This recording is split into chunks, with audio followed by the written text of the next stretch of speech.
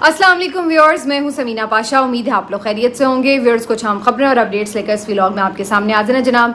खबरें बड़ी इंपॉर्टेंट हैं और दिलचस्प भी। एक तो हमें ये नज़र आ रहा है कि इस्लामाबाद हाई कोर्ट में कुछ अहम चीज़ें चल रही हैं और ख़ास तौर पर कुछ अहम मुकदमात की समाअत, जिसमें जजेस साहिबान की तरफ से जो रिमार्क्स हैं, जो उनके ऑब्जर्वेशंस हैं, वो बड़ी इंपॉर्टेंट हैं। डॉक्टर शहबाज गिल साहब के भाई की बाजियाबी की जो दरख्वास्त है, उस पर जस्टिस मियां गुल हसन औरंगज़ेब साहब की तरफ से आज समाअत हुई।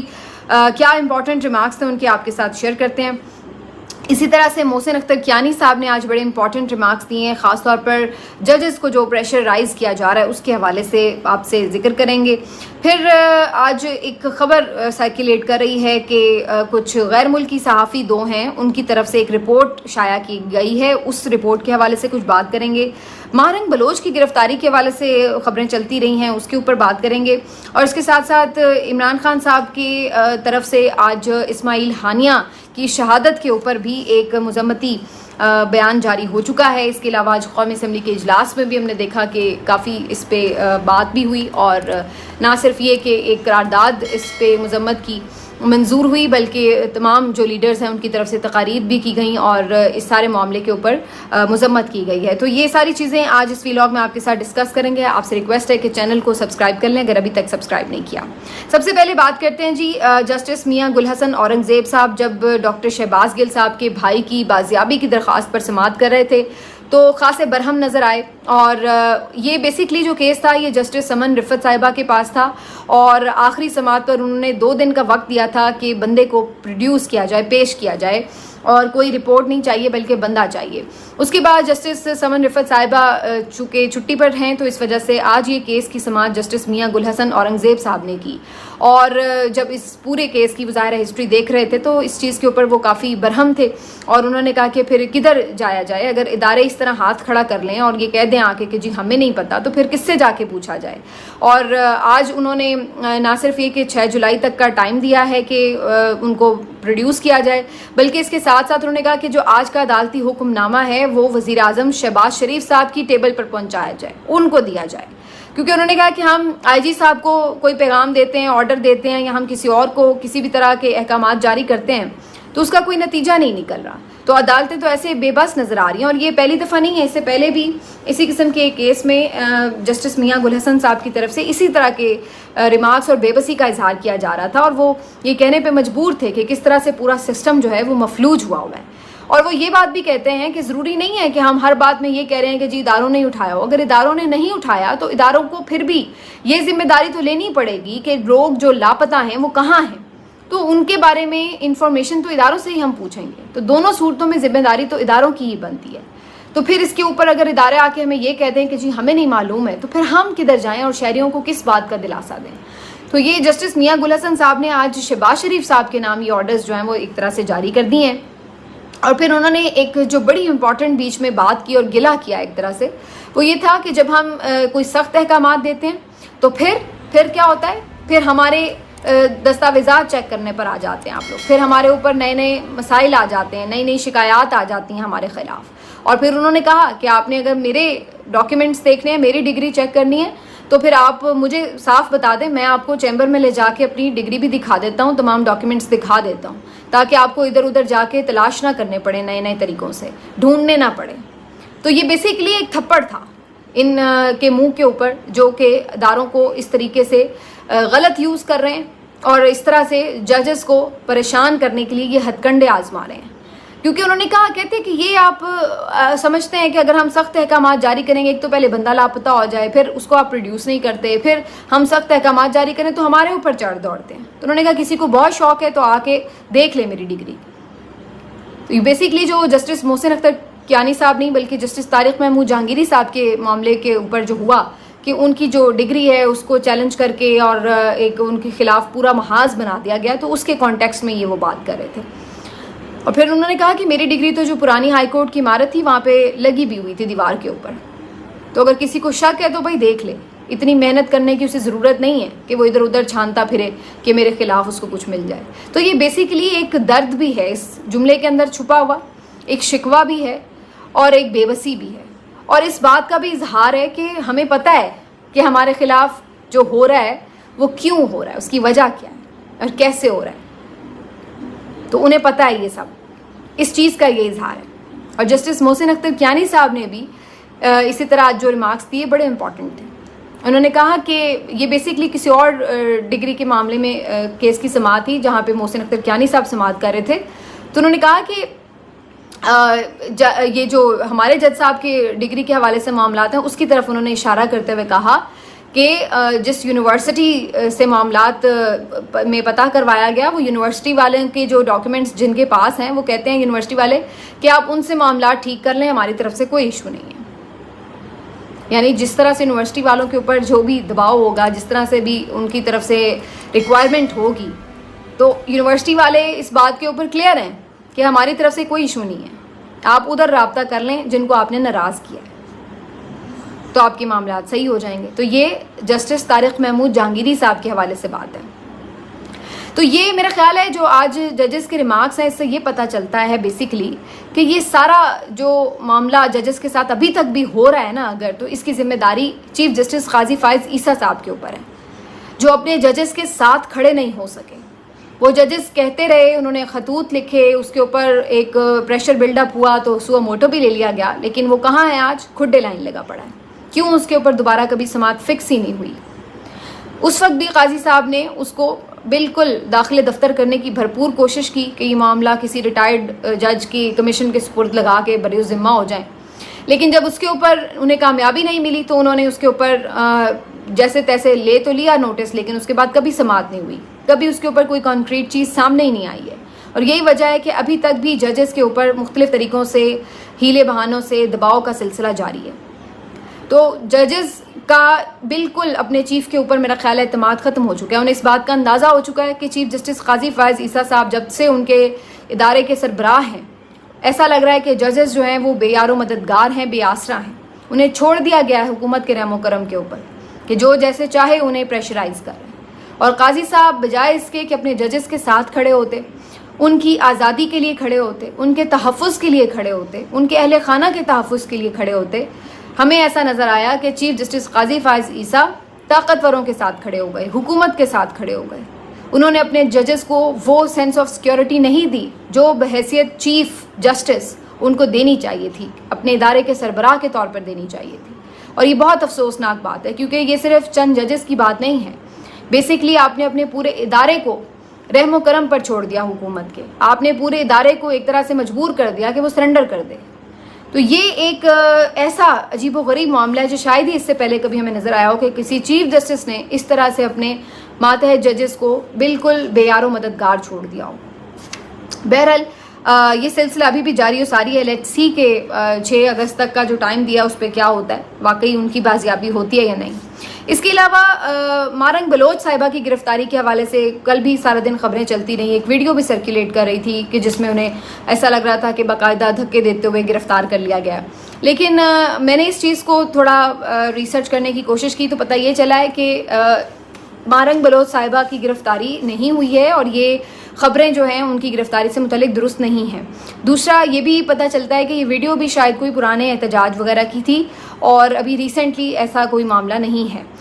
لیکن اس کو سرکولیٹ اس طرح سے کیا جا رہا ہے کہ خبریں تھیں کہ شاید ان کو گرفتار کر لیا گیا ہے, لیکن ان کی گرفتاری شو نہیں کی جا رہی کیونکہ جو وہاں کے کمشنر ہیں ان کی طرف سے بھی جب کنفرمیشن کی کوشش کی گئی تو انہوں نے کہا کہ کوئی گرفتاری ان کی نہیں ہوئی ہے. تو یہ اس طرح سے دونوں ورژن اس کے آ رہے تھے, لیکن بظاہر مجھے تو یہی نظر آ رہا ہے کہ ان کی گرفتاری نہیں ہوئی. اور میرا خیال ہے کہ اگر اس طرح کے حالات میں جہاں پہلے ہی ایک بہت بڑا دھرنا گوادر میں بیٹھا ہوا ہے اور لوگوں کے جذبات وہاں پر بہت زیادہ شدت کے ہیں, تو ایسے موقع کے اوپر اگر مارنگ بلوچ کو گرفتار کیا جاتا ہے تو میرا خیال ہے اس سے معاملات اور آؤٹ آف کنٹرول ہوں گے اور ہاتھ سے نکل جانے کا خدشہ ہوگا. تو بالکل اس چیز کو میرا خیال ہے بڑا ٹیکٹفلی ڈیل کرنے کی ضرورت ہے اور پولیٹیکل جو لیڈرشپ ہے اس کو یہاں پر سامنے آنے کی ضرورت ہے. لیکن افسوس کی بات ہے کہ اس طرح کے معاملات کے اوپر جو ہماری وفاقی حکومت ہے ان کی طرف سے کوئی سٹیٹمنٹ جاری نہیں ہوتا. کوئی سنی ہے آپ نے سٹیٹمنٹ شہباز شریف صاحب کی یا وزیر داخلہ کی کوئی اسٹیٹمنٹ ہو کہ جی ہم نے کیسے بلوچستان کے معاملے کو حل کرنا ہے، کیوں وہ لوگ اتنے ہزاروں کی تعداد میں دھرنا دیے بیٹھے ہیں، ان کو کیسے گھر بھیجنا ہے، ان کی داد رسی کیسے ہونی ہے، تو بالکل اس کے بارے میں کلو لیس ہے جو آپ کی وفاقی حکومت ہے. اور پھر اس کے بعد آپ دیکھیے کہ اہم معاملات میں آپ کا جو نیشنل میڈیا ہے وہ بھی بالکل خاموش ہے، رپورٹنگ تک نہیں ہو رہی ہے. چاہے گوادر کی بات ہو، چاہے اس سے پہلے پارا چنار کا معاملہ تھا، کوئی بھی اس طرح کی چیزیں، بنو کا واقعہ ہوا، ٹوٹل آپ دیکھ لیں کہ بالکل اس کو غائب کر دیا جاتا ہے اسکرینز کے اوپر سے. اور پھر کوئی ڈسکشن ہمیں ٹاک شوز میں اس طرح سے نظر نہیں آ رہی ہوتی. اور پھر جب وہ معاملہ کوئی حکومتی ورژن کسی اس پہ دینا ہو تھوڑا بہت، تو پھر اس کے اوپر جو ہے کوئی بات ہو جائے تو ہو جائے. تو یہ جو چیزیں ہیں یہ خود پرابلم ہیں بیسیکلی، کہ ہم ایسا لگتا ہے کہ ان لوگوں کے بارے میں انسینسٹیو ہیں اور ان کے ایشوز کو ہم کوئی ایڈریس کرنے کے لیے تیار نہیں ہیں. تو یہ ایک بڑی عجیب و غریب صورتحال ہے. آج یہ بھی میں خبر دیکھ رہی تھی کہ جی ریاست جو ہے لاپتہ افراد کے اہل خانہ کے لیے، ان کی مدد کے لیے ان کو مالی معاونت کرے گی. انہیں ایک کو تو پچھلے دنوں 30 لاکھ کا چیک دیا، اسی طرح سے اب یقین دہانی کرائی جا رہی ہے کہ جی 50 لاکھ کے چیک دیے جائیں گے. بھائی کیوں دیے جائیں گے؟ پہلے تو آپ کو ضروری دوسری بات یہ ہے کہ جو آپ اتنے غریب ملک ہیں، پہلے ہی آپ کے پاس پیسے ہیں نہیں ہیں، لوگ کیسے خودکشیاں کر رہے ہیں بجلی کے بلوں کے پیچھے، اور آپ عوام کا ٹیکس کا پیسہ جو ہے وہ لوگوں کو اس طریقے سے ان کے منہ بند کرنے کے لیے دے رہے ہیں کہ چلو جی ان کو پیسے دے دو اور ان کے منہ بند کر دو تاکہ یہ عدالتوں میں نہ آئیں، تاکہ یہ احتجاجوں میں نہ جائیں. تو یہ ایک بڑی عجیب و غریب سی ان کی صورتحال ہے. یہ کون سی پلاننگ ہے، یہ کیا حکمت عملی ہے، سمجھ سے باہر ہے کہ آپ لوگوں کو ان کے پیارے اٹھا لیں اور اس کے بعد ان کے منہ میں پیسے ٹھونس دیں کہ وہ باہر احتجاج پہ نہ نکلیں اور آپ کے لیے پریشانی کا باعث نہ بنیں. تو یہ ایک عجیب و غریب صورتحال ہے. بہرحال آگے اسی حوالے سے آپ کو اپڈیٹ تو میں کرتی رہوں گی، لیکن ایک دو خبریں اور ہیں جو شامل کر لیتے ہیں. عمران خان صاحب کے اکاؤنٹ سے بڑا شور مچ رہا تھا کہ کوئی ٹویٹ نہیں آئی. اسماعیل ہانیہ کی شہادت ہوئی، اس پہ سب افسردہ بھی تھے اور ٹویٹس بھی کر رہے تھے، اپنے غم کا، غصے کا اظہار بھی کر رہے تھے. ہم نے دیکھا کہ حکومت پاکستان کا موقف جو آیا پہلے دفتر خارجہ کی طرف سے، تو اس میں جو اسرائیل کا نام تھا مذمت میں وہ پہلے موجود تھا، بعد میں اس کو ایک اور آتا ہے جی پریس ریلیز، اور اس میں سے اس نام کو نکال دیا جاتا ہے. اس کے بعد آج شہباز شریف صاحب نے اس کے اوپر قرارداد بھی منظور کرائی ہے، اور پھر پتہ نہیں انہیں کیوں امریکہ کا غم ستانے لگا اور وہ شروع ہو گئے کہ ایبسلیوٹلی ناٹ، کہا ہی کیوں تھا، یہ تو آبیل مجھے مار والی بات تھی، اور جناب ہمارے تعلقات خراب ہو گئے، یہ ہو گیا وہ ہو گیا. تو وہ سارا جو پرانا ان کا ایک آپ سنتے رہے ہیں ہمیشہ سے روداد اور افسانہ، وہ سارا انہوں نے دہرانا شروع کر دیا. جی سائفر بھی لہرا دیا سب کچھ. بھائی جب عدالت میں تھے آپ کچھ پروڈیوس ہی نہیں کر سکے، وہاں پہ کچھ پروو نہیں کر سکے، اب آپ پھر وہی رونے دوبارہ ہمیں سنا رہے ہیں. اور اس کے بعد پھر یہ بات بہت زیادہ شروع ہو گئی کہ جی عمران خان صاحب یا پی ٹی آئی کی طرف سے کیوں نہیں اس کو کنڈیم کیا جا رہا ہے. اب یہ بلا وجہ کا ایک محاذ تھا ویسے تو، اس وجہ سے کیونکہ عمران خان صاحب کی تو بہت کلیئر سٹیٹمنٹ رہی ہیں اسرائیل کے حوالے سے، اور حامد میر صاحب اور دیگر کئی صحافی، اب تو نجم سیٹھی صاحب بھی کھل کے یہ بات کر رہے ہیں، اور کئی صحافی وہ بھی یہ بات اب بہت آپ کو ہمیشہ مستند طریقے سے بتاتے رہے ہیں کہ عمران خان صاحب کے اوپر تو الٹا پریشر تھا کہ اسرائیل کو وہ تسلیم کر لیں، اور اس وقت کی ملٹری اسٹیبلشمنٹ بھی اس حق میں تھی، لیکن عمران خان صاحب نے اس کے اوپر ایک سٹینڈ لیا تھا. تو عمران خان صاحب ہمیشہ غزہ کے ساتھ، فلسطینیوں کے ساتھ ہیں، اسرائیل کے خلاف ہیں. یہ کوئی ڈھکی چھپی بات نہیں ہے. اور جو ابھی سٹیٹمنٹ کی بات تھی، بھائی وہ بندہ جیل میں ہے، اس کے ہاتھ میں کیا کوئی ان کا فون ہے کہ وہ اسی وقت ٹویٹ کر دیتا تاکہ آپ لوگوں کی تسلی ہو جاتی کہ جی اس نے ٹویٹ کر دیا. اس سے یہ بھی پتہ چلتا ہے کہ دیکھیے ان کی امپورٹنس کتنی ہے کہ ان کی طرف سے ٹویٹ نہیں آیا تو سب بڑا مس کر رہے تھے کہ ٹویٹ کیوں نہیں آیا. لیکن اس کا دوسرا ایک اینگل سوچنے کا یہ ہے کہ جو باہر بیٹھے ہوئے ہیں، جو حکومت میں ہیں، وہ کیوں نہیں کوئی زوردار بیان دیتے اسرائیل کے خلاف؟ ان کو بھی تو بولیں. جو پاور میں ہیں، جو حکومت میں ہیں، وہ اسرائیل کے خلاف زوردار بیان دینے سے کترا رہے ہیں، اور جیل میں بیٹھے قیدی سے آپ کو زوردار بیان چاہیے. یہ کس قسم کی مینٹیلٹی ہے، سمجھ سے باہر ہے. بہرحال عمر ایوب صاحب سے آج ملاقات ہوئی عمران خان صاحب کی، تو انہوں نے ایک سٹیٹمنٹ ضرور اس پہ جاری کیا. انہوں نے کہا کہ جی اسماعیل ہانیہ کی جو شہادت ہے وہ اسرائیل کی کھلی بربریت ہے، اور غزہ کے ساتھ جو ہو رہا ہے اس کے اوپر پوری دنیا جیسے خاموش ہے، خاص طور پر مغربی دنیا جس طرح سے خاموش ہے. یہ بہت افسوسناک مرحلہ ہے، کیوں نہیں کوئی اس کے اوپر بات کر رہا. اور انہوں نے اس کے اوپر کہا کہ اسرائیل ہر غلط قدم اٹھا رہا ہے، لیکن عالمی برادری اس کے اوپر بالکل خاموش تماشائی بنی ہوئی ہے. تو عمران خان صاحب کا یہ سٹیٹمنٹ عمر ایوب صاحب نے باہر ڈیالہ سے آ کے دہرا دیا. نہ صرف یہ کہ انہوں نے اسماعیل ہانیہ کے قتل کی مذمت کی ہے، بلکہ اسرائیل کا نام لیا ہے باقاعدہ کہ یہ ان کی طرف سے بربریت ہے. لیکن ہمارے جو حکمراں ہیں ان کی طرف سے اس طرح کا اسٹرانگ ہمیں سمجھ نہیں آتا کہ کیوں میسج نہیں دیا جاتا. اسرائیل کا نام لیتے ہوئے کیوں مسئلہ ہوتا ہے. فلسطین کے ساتھ تو سارے یکجہتی کر بھی دیں لیکن اسرائیل کو کچھ کہتے ہوئے ان کی ٹانگیں کانپ جاتی ہیں. دوسری طرف عمران خان صاحب سے یہ کہہ رہے ہیں کہ جی ان کا ٹویٹ وہ ٹویٹر ان کا اکاؤنٹ جو ہے وہ آپ کو پتہ ہے کہ اس وقت تو وہ خود تو نہیں آپریٹ کر رہے, تو جو آپ خود ان کے ہاتھ میں ایک چیز نہیں ہے اس سے آپ کیا یہ ایکسپیکٹ کریں. ہاں یہ ضرور ہو سکتی ہے بات کہ اس حوالے سے جیسے ہی ان کی ایک ون لائن اسٹیٹمنٹ اب پہنچے گی باہر تو اب اس کے اوپر وہ جو بھی ان کی جو پولیٹیکل اسٹریٹجی ہوگی اس کے مطابق وہ ٹویٹ کریں گے, کیونکہ پہلے بھی یہی ہوتا ہے کہ ایک براڈر جو بات ہے وہ عمران خان صاحب کہہ دیتے ہیں سوشل میڈیا کو جو بھی ان کا اکاؤنٹ ہینڈل کرتا ہے, اور اس کے بعد پھر وہ اپنے طور پر اس کو دیکھتا ہے. ہر چیز تو عمران خان صاحب خود اپنے ہاتھ سے تو نہیں ٹویٹ کر رہے, ظاہر ہے ان کے پاس کوئی رسائی نہیں ہے فون کی.